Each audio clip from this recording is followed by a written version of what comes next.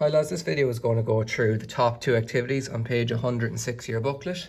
So today we're looking at central symmetry. So for central symmetry, what basically happens is the object passes through a point. So we have point P here. So all of our points A, B, C, D are going to pass through this point here. And what will happen is it'll create a mirror image and also turn the shape upside down as well. So for the first one, we're going to take point P through A, and just like before, we take our distances. So we take the distance from A to P, swing it across the opposite side, and we get our new point called A1 there. Point B goes through P, and we take the distance from B. You can see it just happens to be the same as A. Take it back across, and we have B1. We join C through P there. We take the length from C to P, step it across, and we get C1. And our last point, point D, we join that through P, take the distance from D out to P, swing it across, and we get D1. Let me just connect them all together as normal. So A, B, and C, you can see there, they all go through as one line, just like they do here. And then C connects to D there, and A connects to D there. And you can see basically we've created a mirror image and then flipped it upside down. And that's what happens with central symmetry.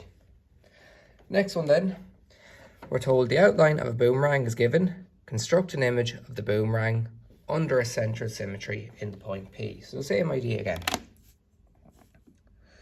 We're going to take point A through, and we take A as a distance to P and swing it across, giving us A1.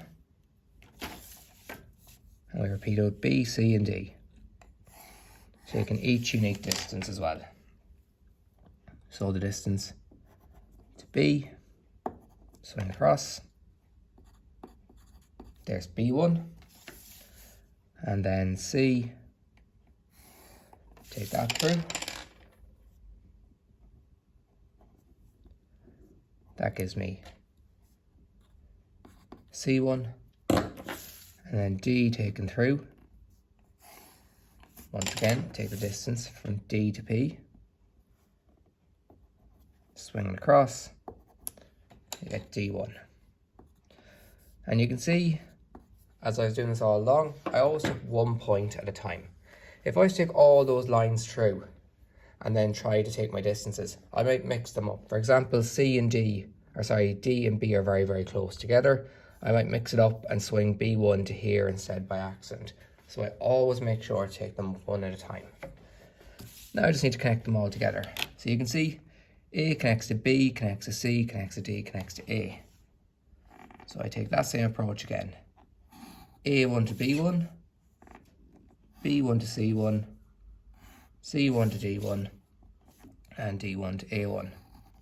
And you can see once again, the object has been flipped across, mirrored, and turned upside down as well. And just like all other shapes we've looked at so far in transformation geometry, the size of the shape has not changed at all, and the shape has not changed. It's the exact same shape each time. It hasn't changed size, it hasn't gotten any bigger or any smaller, or the triangle, for example, here is sticking out further at the end point. Everything stays the same in transformation geometry. The shape just basically moves from one place to another.